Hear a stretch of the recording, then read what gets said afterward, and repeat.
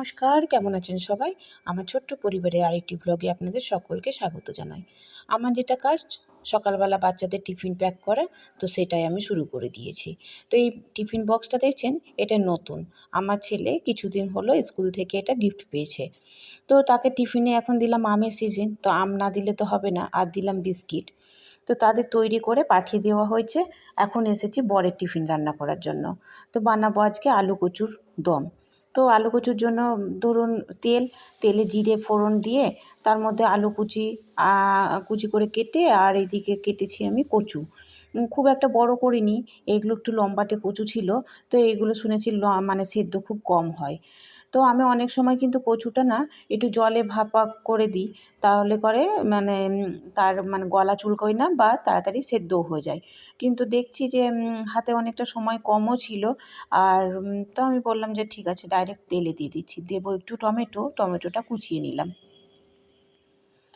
এই যে কোনো নিরামিষ রান্নাতে একটু যদি টমেটো কুচিয়ে দেওয়া যায় না, তো তার গ্রেভিটা খুব ভালো হয়। আর কচুটা আমি বেশিরভাগ কিন্তু নিরামিষ রান্নার চেষ্টা করি। শুধু আদা লঙ্কা এখানে বেটে নেব, আর এইদিকে মানে যেটা ফোড়ন দেয়।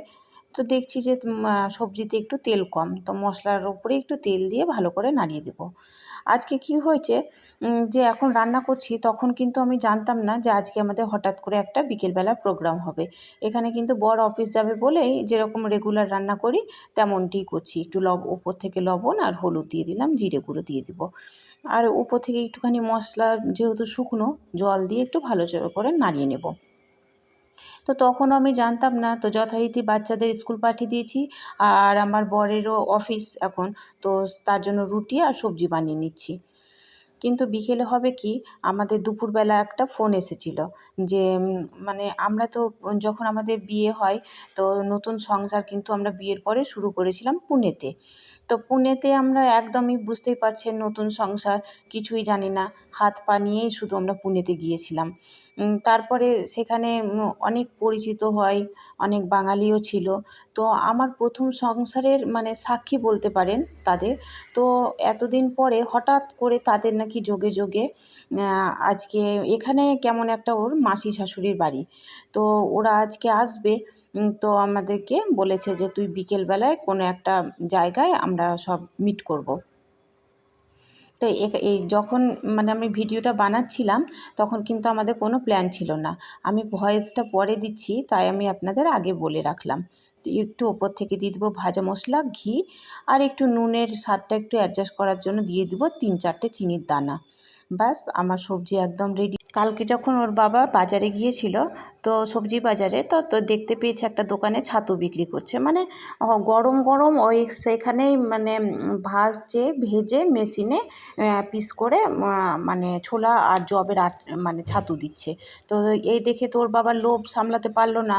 আগে আমার শাশুড়ি মাই দিয়ে পাঠাতেন, কিন্তু এখন আমার শাশুড়ি মা না থাকায় আর ছাতুটাও খাওয়া হয় না। তো ওর বাবা দেখে নিয়ে এসেছে। তো আমরা ভাবলাম আজকে ঘরে যখন আম আছে, তো একটু ছাতু আম বানিয়ে নিই। আর এদিকে ওর বাবার লাঞ্চ বক্সটা আমি রেডি করছি। দেখুন, আলু আর কচুর দমটা রেডি হয়ে গেছে। কিন্তু আমার মোবাইলে কিছু একটা প্রবলেম আছে, দেখি সবজিগুলো না ফ্যাকাসে টাইপের আসে, যেরকমটি রং তেমন আসে না কিন্তু। তো এখানে ওর বাবাকে রুটি, যেহেতু ওর বাবা রুটি খেতে পছন্দ করে, দুপুরবেলাটা রুটি খায়। তো এখানে আমি প্যাক করে দিয়েছি, আর ওর বাবাও কিন্তু রেডি হয়ে বসে আছে। আমি এই টিফিন বক্সটা দিলেই সে এখন অফিসে বেরিয়ে পড়বে। আমি যাব ছেলেকে নিতে। তো মোটামুটি 4টে মতো বাজে। তো আমরা মলে পৌঁছে গিয়েছি, আর খুব তাড়াহুড়োর মধ্যে এসেছি, তো রাস্তার আর আমি ফটো নিতে পারিনি। তো এসেই দেখি এত ফুল, তো মনে হচ্ছে চারিদিক বসন্ত বসন্ত। তো একটু আপনাদের সঙ্গে একটু ফুলটা শেয়ার করে নিলাম। চলুন তবে ভেতরে যাওয়া যাক। ভেতরে আমরা খুব একটা আসলে ফটো নিতে পারিনি, কারণ অনেক দিন বাদে ওদের সঙ্গে দেখা হয়েছে। আর মলটা এতটা বড়, ওরা কোন সাইডটা মানে ছিল আমাদের ফোনে বলছে যে আমরা এই সাইডটা আছি, কিন্তু আমরা বুঝতে পারছিলাম না। তো যাই হোক, আর এই নিয়ে আমাদের অনেক ভাগাদড়ি হয়ে গিয়েছিল। আমরা তাদের সঙ্গে 1 ঘন্টা দেখা করে কিন্তু এখন মোটামুটি আপনার 6টা 6:30 মতো বাজে। আবার আমরা মলের বাইরে এসেছিলাম, কারণ তাদের গাড়ি মানে বাইরে ছিল, তারা এখন বেরিয়ে যাচ্ছে। তো আমরা বললাম যে তারা যদি বেরিয়েই যাচ্ছে 6:30টার মধ্যে, তো আমাদের এই মলটা অনেক দিন ঘোরা হয়নি। তো ওদের এই যে এখানে ছেড়ে দিচ্ছে আমার হাসব্যান্ড। তো ছেড়ে দিলে আমরা আবার কিন্তু একটু মলের ভেতরটা যাব। আর কি সুন্দর লাগছে বলুন। আর আমি এত ওদের সঙ্গে মানে ব্যস্ত ছিলাম যে পুরনো বন্ধু বুঝতেই পারছেন, তো আমার মেয়ে কিন্তু এই ভিডিওগুলো করে দিয়েছে। আকাশটা কি অসম্ভব সুন্দর লাগছে দেখুন। তো কিছু ফটো আপনাদের সঙ্গে শেয়ার করছি, আর মানে সেরকম ভিডিও কিন্তু করা হয়নি। তো আমার আজকের ভিডিওটি এখানেই শেষ করছি। আপনাদের যদি একটু ভালো লেগে থাকে তো একটা লাইক করে দেবেন। Thank you.